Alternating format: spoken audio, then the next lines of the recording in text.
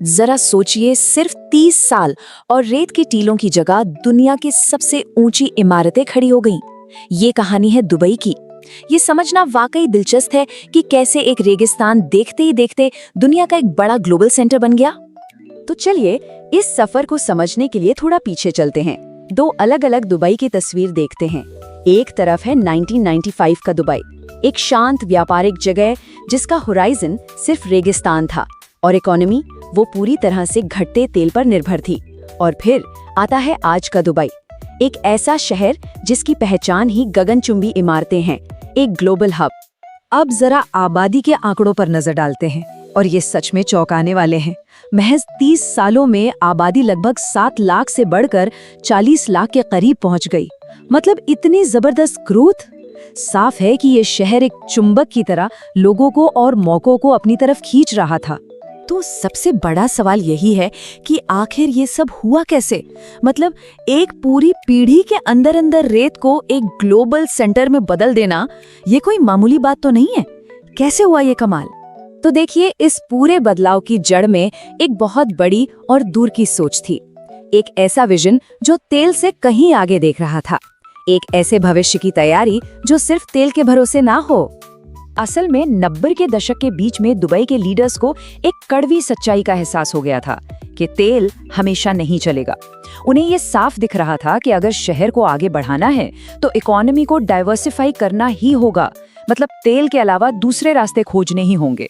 और बस यही वो सबसे बड़ा टर्निंग पॉइंट था। और उस सोच का नतीजा ये रहा। आज देखिए, तेल जो कभी इकोनॉमी की जान हुआ करता था, वो दुबई की जीडीपी का 1% से भी कम है। आज इस शहर की बुनियाद टूरिज्म, रियल एस्टेट, ट्रेड और फाइनेंस जैसे सेक्टर्स पर टिकी है। इस पूरे कमाल के पीछे एक शख्स का बड़ा विजन था, शेख मोहम्मद बिन राशिद अल मखदूम का।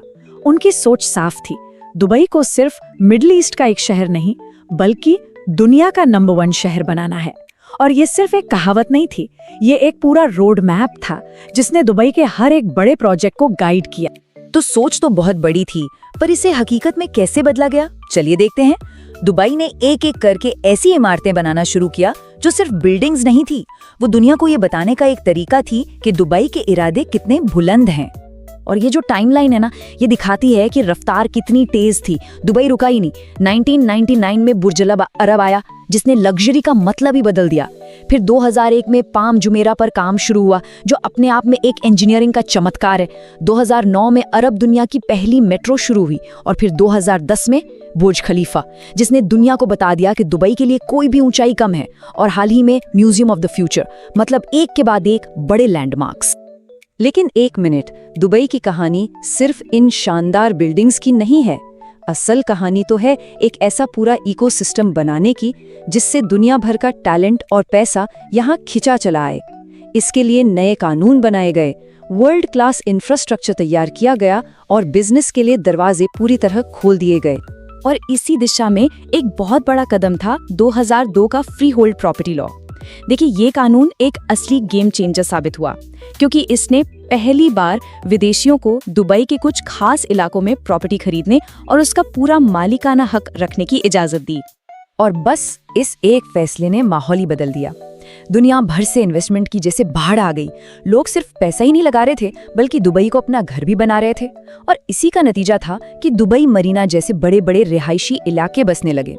अब जाहिर है, लोगों और पैसे को लाने के लिए शहर को दुनिया से जोड़ना भी जरूरी था। तो इंफ्रास्ट्रक्चर पर जबरदस्त काम हुआ। जो एमिरेट्स एयरलाइन पहले एक छोटी रीजनल एयरलाइन थी, वो एक ग्लोबल जायंट बन गई। दुबई एयरपोर्ट आज दुनिया का सबसे बिजी इंटरनेशनल एयरपोर्ट है। और शहर के अंदर की बात करें तो ड्राइवरलेस मेट्रो सिस्टम ने तो लोगों के सफर करने का अंदाज ही बदल दिया। स्ट्रैटेजी का एक और बहुत ही स्मार्ट हिस्सा था स्पेशल इकोनॉमिक जोन बनाना। मतलब इंडस्ट्री के हिसाब से अलग अलग एरिया बनाए गए जो टैक्स फ्री थे। इससे क्या हुआ, दुनिया की बड़ी बड़ी कंपनियां यहाँ आने लगी। जैसे दुबई इंटरनेट सिटी में माइक्रोसॉफ्ट और गूगल आए, दुबई मीडिया सिटी में CNN।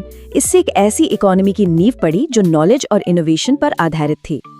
तो ये तो हुई अब तक की कहानी, पर अब आगे क्या? दुबई अगले 30 सालों के लिए खुद को कैसे तैयार कर रहा है? चलिए इस पर भी एक नजर डालते हैं।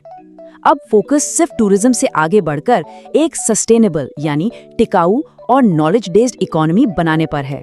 शहर का फोकस अब पूरी तरह से भविष्य की तरफ है, जैसे एक्सपो 2020 और कॉप 28 जैसे बड़े ग्लोबल इवेंट्स की मेजबानी करना।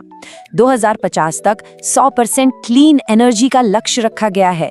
दुबई 2040 अर्बन मास्टर प्लान का मकसद शहर में ग्रीनरी को डबल करना है और सबसे बड़ी बात, एआई, ब्लॉकचेन और स्मार्ट सिटी टेक्नोलॉजी में लीडर बनना। तो कुल मिलाकर दुबई की पिछले 30 सालों की ये कहानी एक जीती जागती मिसाल है कि इंसानी सोच और इरादे में कितनी ताकत होती है, कैसे एक रेगिस्तान में एक चमत्कार खड़ा किया जा सकता है। और ये सफर हमें सोचने पर मजबूर करता है कि इस शहर की कहानी का अगला चैप्टर क्या होगा।